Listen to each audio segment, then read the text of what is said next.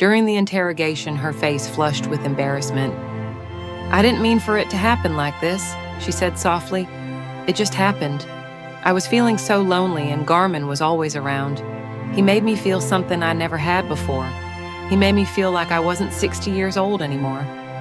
Jennifer took a deep breath, her breathing heavy, as if unable to escape the burning memories that haunted her.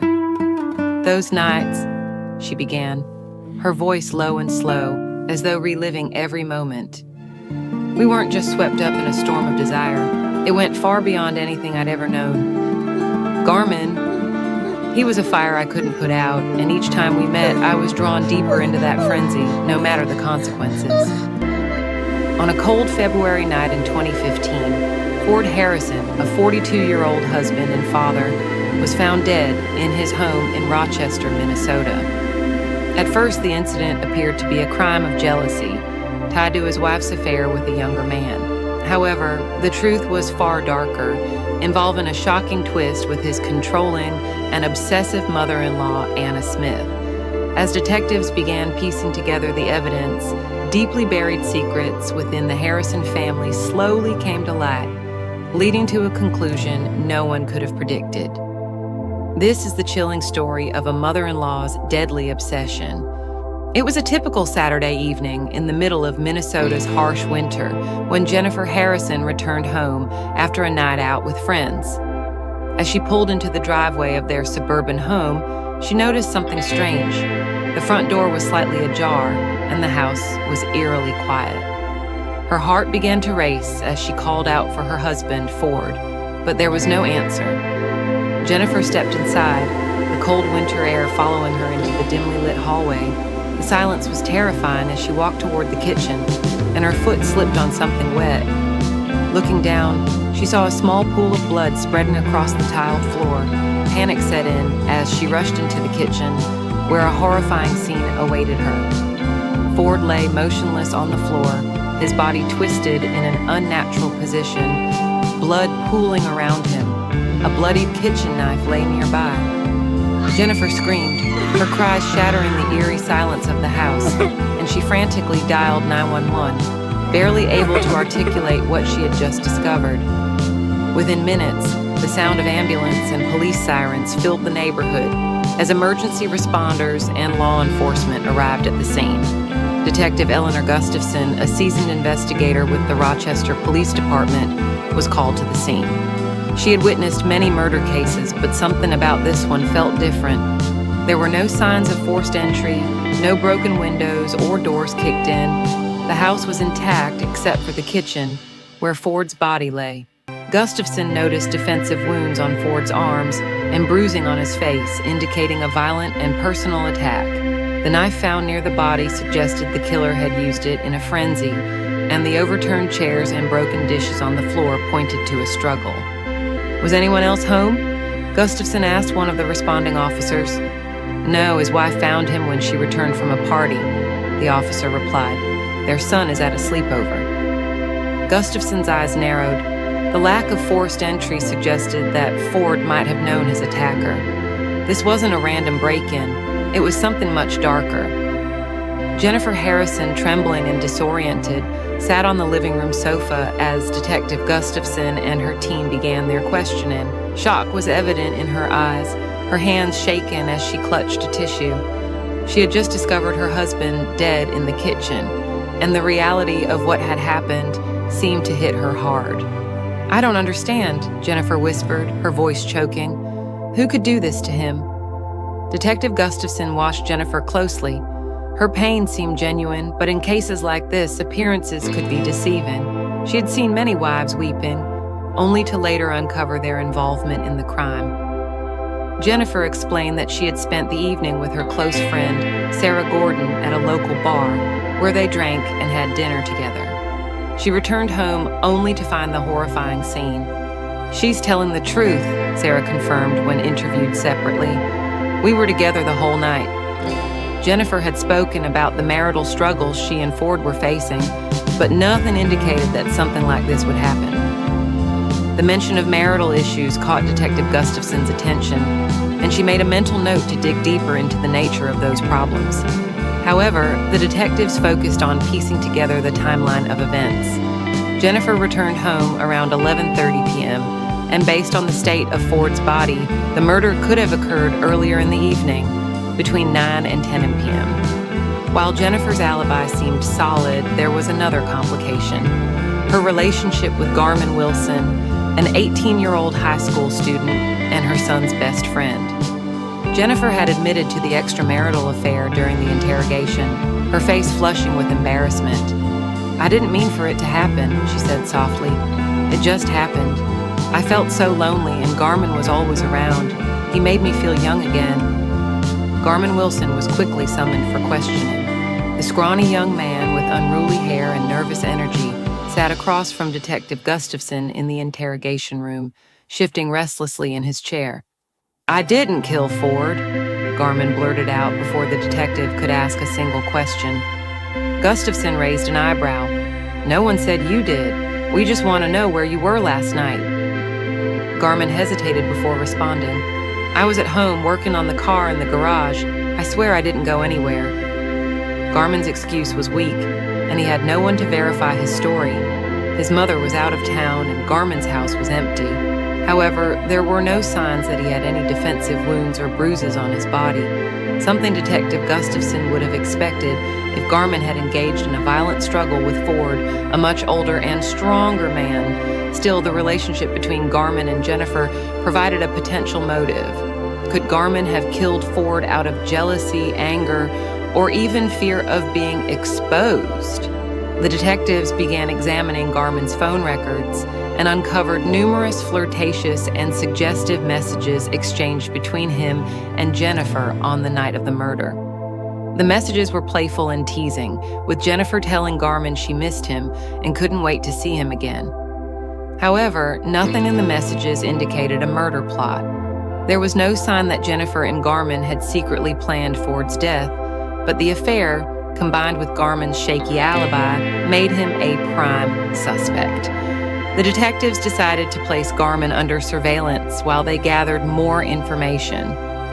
Jennifer's neighbors were also questioned, and most described the Harrison family as a typical suburban household, hardworking, friendly, and involved in the community. But as rumors of the affair began to spread, friends and acquaintances started speaking more candidly. Some suggested that Jennifer had been unhappy in her marriage for a long time, often feeling neglected by Ford, who worked long hours and spent little time at home. A few even mentioned seeing Garmin around the Harrison home at odd hours, raising suspicions that the affair might have been more serious than Jennifer had let on. Still, the evidence against Garmin remained circumstantial, and the detectives needed something more concrete to charge him. Meanwhile, Detective Gustafson continued to explore Ford's background. He was a loving father who worked at a software company, but was known to have a temper and often argued with Jennifer. Some employees had complained about his strictness at work, but no one had reported any violations that led to legal action. They discovered that Ford had military training and had participated in violent activities, which made the detective more suspicious about his ability to defend himself when confronted by an attacker.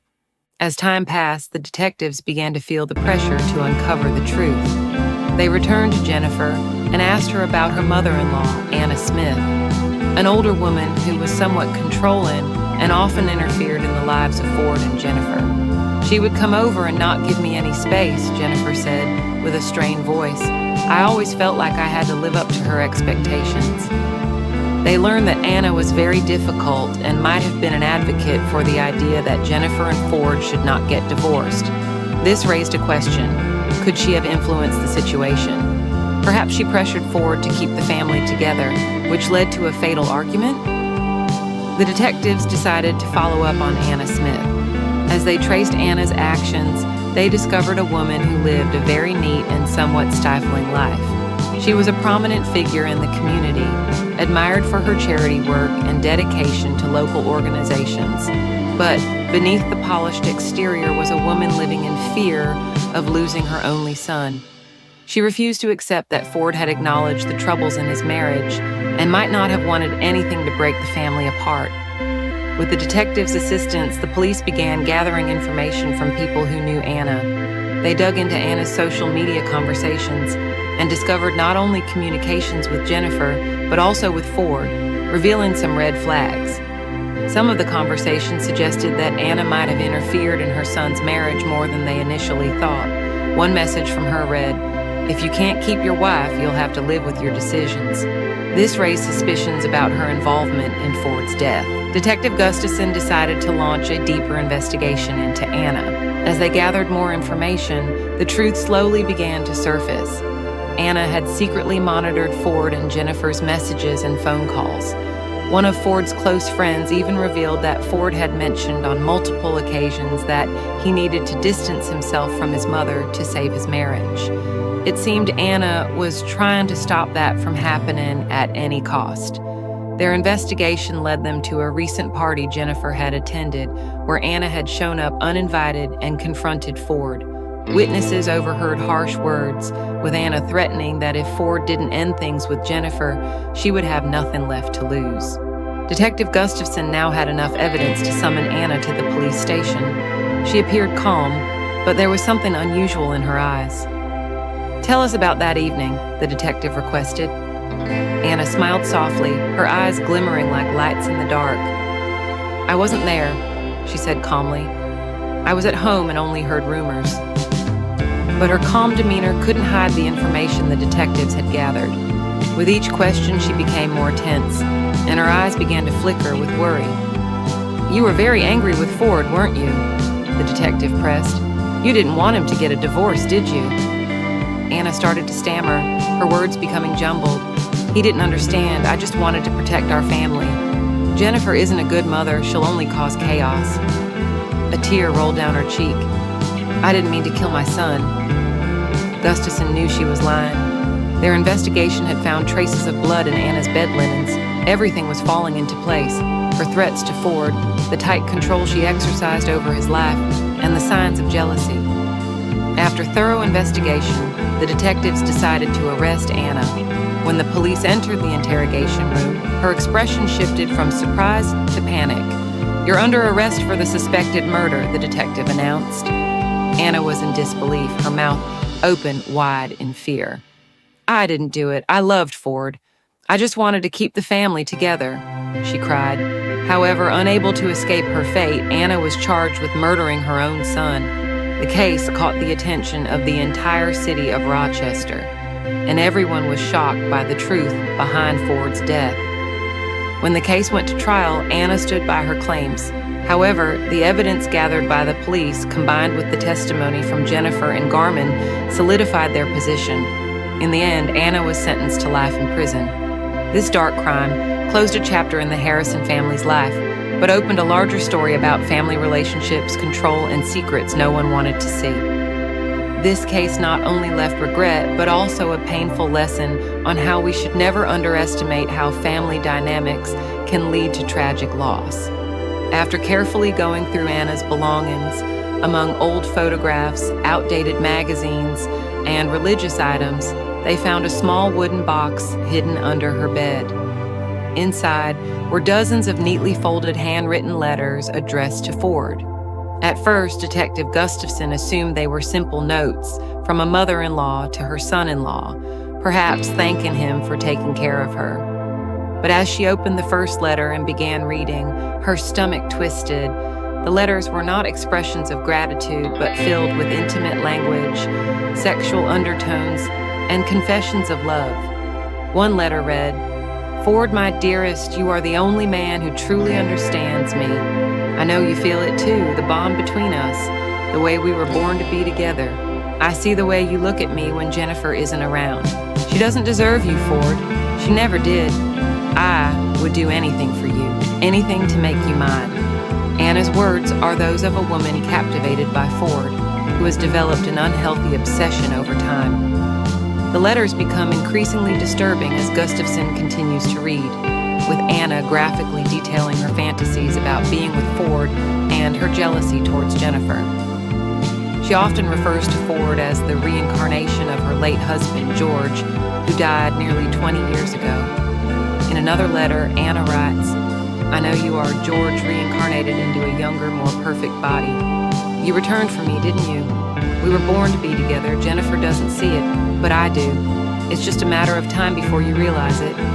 She will never love you like I do." Detective Gustafson feels disturbed by what she has read. Anna's obsession with Ford seems deeply rooted and may relate to her deteriorating mental health. Further investigations reveal that Anna had been diagnosed with schizophrenia since she was 30 years old and had been on medication to manage her symptoms for many years. However, medical records indicate that Anna had recently stopped taking her medication, complaining about severe side effects that left her feeling numb and detached from the world. Without the medication, Anna's condition worsened. Her delusions about Ford, being the reincarnation of her husband, became more pronounced, and her obsession with him intensified. Jennifer admits that her mother has always been controlling and possessive, but she never imagined that Anna's feelings for Ford would take on a romantic nature or turn dark. Detectives discovered many more troubling items in Anna's room, including photographs of Ford. Some photos were taken without his consent, like those of him mowing the lawn, sitting at the dining table, or watching TV. Other photos were old family pictures that Anna had altered, cutting out Jennifer's image and pasting her own next to Ford. The evidence was unmistakably clear. Anna's obsession with Ford had clearly developed over the years, and her deteriorating mental health made her the prime suspect in his death. But was that obsession enough to drive her to murder? Detective Gustafson knew she needed to proceed with caution. Anna's mental health issues complicated the case, and without concrete evidence linking her to the crime, the detectives would need to rely on forensic analysis and further investigation to build their case. As Anna Smith now became the primary suspect, detectives intensified their investigation into her involvement in Ford's death. The letters, photographs, and troubling items found in her room painted a clear picture of her obsession. But the question remained, had that obsession escalated into a crime? Anna was brought in for questioning. She arrived at the police station with Jennifer, her hands shaken and her eyes nervously scanning the room. Detective Gustafson watched as Anna sat down at the table, her gaunt figure and pale face betraying her anxiety. At first, Anna was calm, speaking in a soft, almost childlike voice as she answered the detective's questions. "Do you love Ford?" Gustafson asked, her tone gentle yet probing. Anna hesitated for a moment before nodding. "Yes, I loved him. He was a good man. He reminds me of George, as if they are one."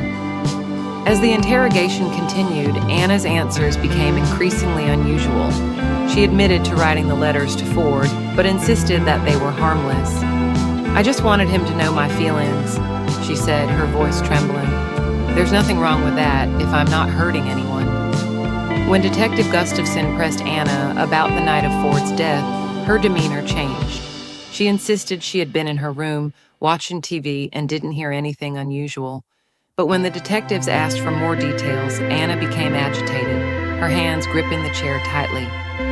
"Why are you asking me these things?" Anna shouted. "I didn't kill him. I loved him." Her outburst startled the detectives, but it also confirmed their suspicions. Anna's obsession with Ford, combined with her deteriorating mental health, could have led her to commit the crime, but they still needed more evidence to prove it. Forensic analysis at the crime scene uncovered crucial evidence.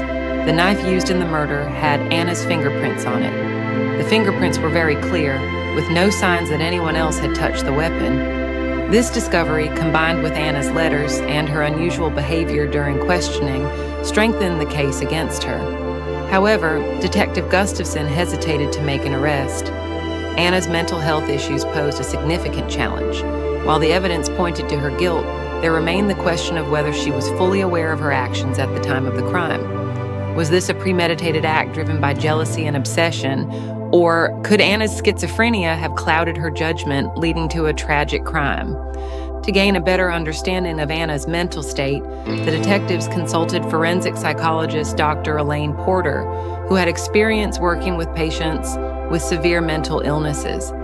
Dr. Porter reviewed Anna's medical records and the letters she wrote to Ford. She concluded that while Anna's schizophrenia undoubtedly contributed to her obsession, there was still evidence to suggest that Anna was aware of what she was doing when she killed Ford. Her delusions about Ford being the reincarnation of her husband certainly contributed to her obsession, Dr. Porter explained. But the fact that she tried to hide her involvement by claiming she was in her room shows that she knew what she did was wrong. This was not just a sudden act of violence, it was purposeful. Meanwhile, Jennifer is grappling with the painful reality that her mother is involved in her husband's death. She feels guilty for not recognizing the warning signs, even refusing to believe that her mother could do such a thing. However, as each day passes, Jennifer has seen the undeniable truth. As the evidence against her mother continues to mount, her pain deepens. Eventually, Anna Smith is arrested and a trial is set. Anna's letters become the centerpiece of the case, with prosecutors arguing that they reveal a pathological obsession that led to murder. Anna's defense lawyers, on the other hand, argue that her mental health issues caused her to lack awareness of her actions, making her incapable of being charged with first-degree murder. As the trial unfolds, witnesses are called to provide evidence about the relationship between Anna and Ford, along with numerous letters. Each letter serves as a painful reminder of Anna's obsession, and the dark language within them makes many in the courtroom uncomfortable. Detectives also testify about finding the letters in Anna's home, along with the evidence they had gathered. Jennifer is called to testify, standing before the jury with a heavy heart as she speaks about her mother and her husband's death. "I can't believe my mother could do this," she cries. "She is my mother. How could a mother kill her son-in-law?" In the end, the court delivers its verdict. Anna Smith is found guilty of second-degree murder. She is sentenced to 25 years in prison. Detective Gustafson leaves the courtroom feeling heavy-hearted. She knows this is not a victory, but a tragedy. A life has been taken, and a woman's life has been destroyed by an uncontrollable obsession. The once close-knit family is now shattered, and Jennifer finds herself alone, struggling to piece together the shattered fragments of her life, while Anna becomes the prime suspect in Ford's murder.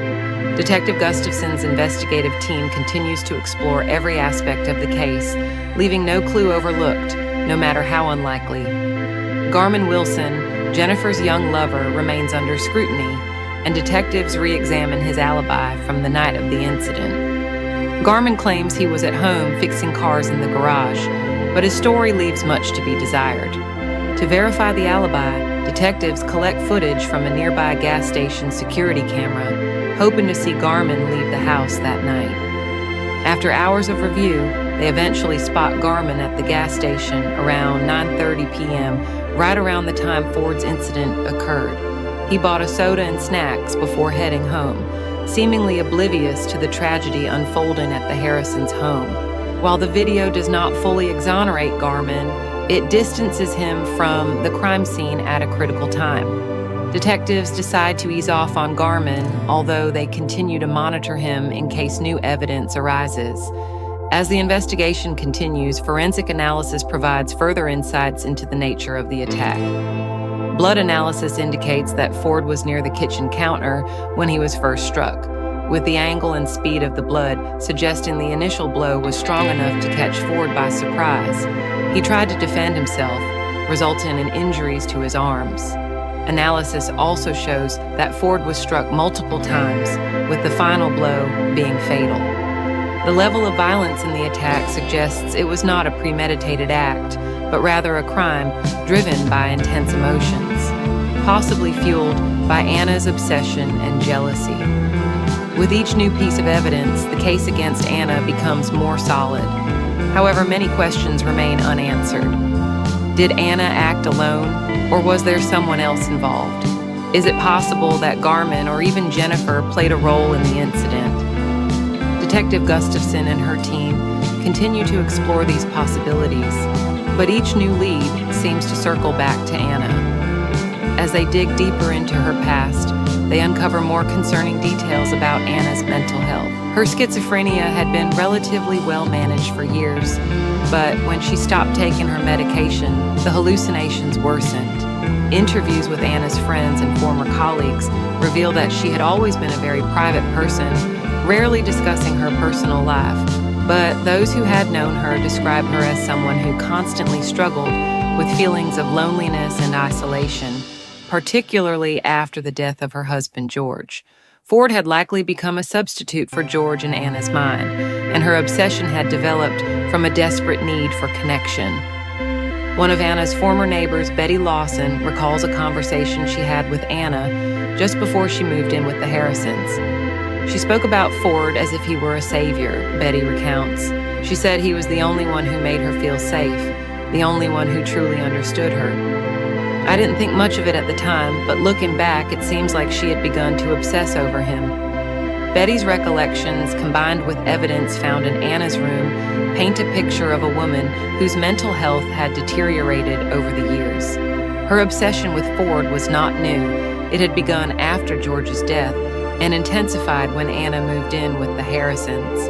Detective Gustafson realizes that this is not just a case of a single tragic event, but the culmination of years of unresolved mental health issues and an incredibly unhealthy obsession.